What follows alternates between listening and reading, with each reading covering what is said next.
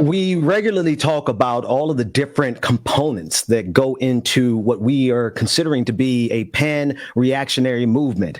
That simply means that there are people across the globe who are coming against modernity itself, against marginalized people, against progress. Alexander Reid Ross is an adjunct professor at Portland State University. He is also a fellow at the Center for the Analysis of the Radical Right in the UK, and author of the book Against the Fascist Creep. And he's here to join us today to discuss someone in particular as it pertains to this topic, Steve Bannon, and all that we see happening across this country with regard to COVID-19. Alexander, how are you today? Thank you so much for joining us.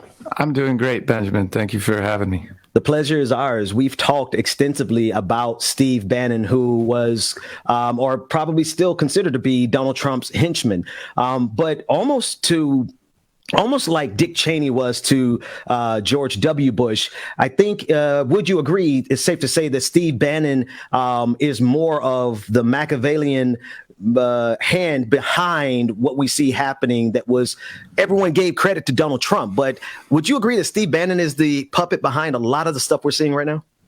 Or the puppet master, rather. The Muppet. He's definitely a Muppet. I think he is responsible for all the grassroots efforts you see with the Republican Party today. He is responsible as well for bringing back the faction of Americanism that had kind of been tamped down since the Nixon administration. And he's really been able to do that through the same kind of tradition, going back to Goldwater and before that, of just populist kind of movement building, and so there's a mix with Bannon of an authentic grassroots experience that has been kind of carried over from the Tea Party, and a complete farce of astroturfed, like you said, kind of like puppet marionette kind of playing. I think the thing that most people listening or watching would recognize immediately is what we see happening at school boards all across the country.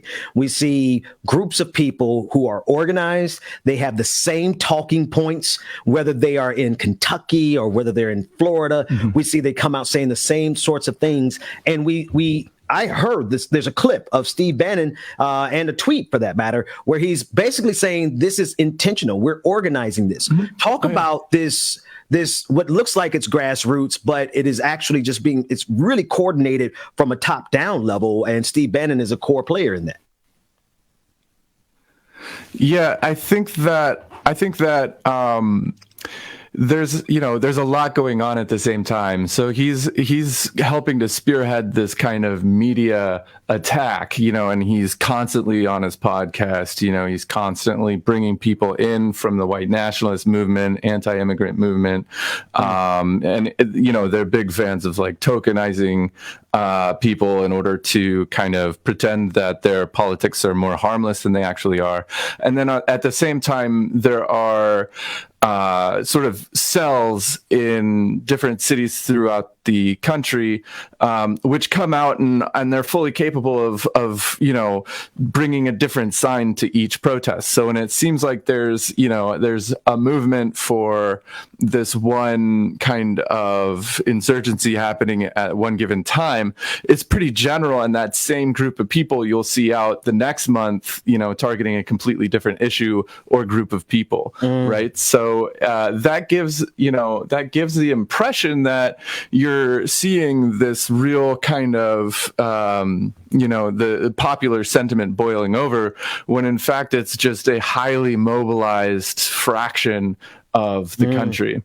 Right. The sensation that it's a huge movement. Why? Help us to understand why COVID-19, why the anti-mask movement, why the anti-vax, why is there that overlap with conservative ideologies, particularly as it pertains to the organizers, Steve Bannon and Trump? It's like there's a perfect marriage between conservatism and COVID-19. Why that intersection?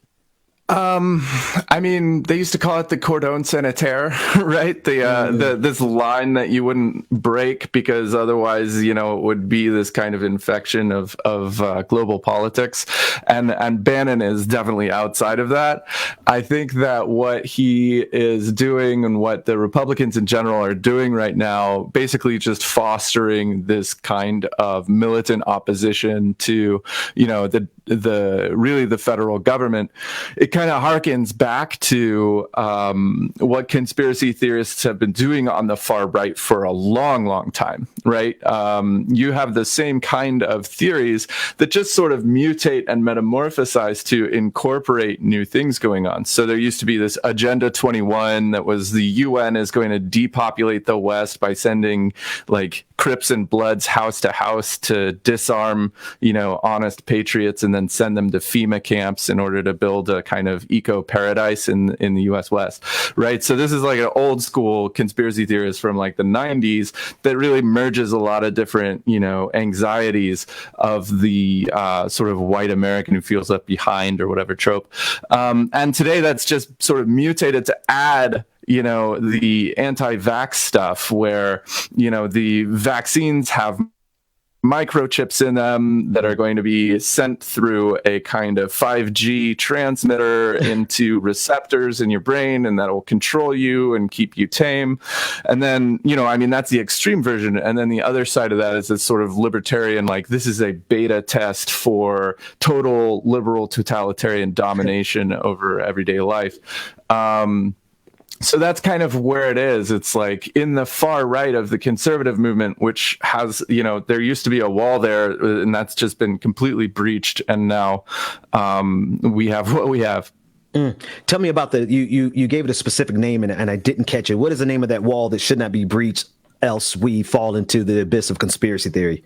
The cordon sanitaire.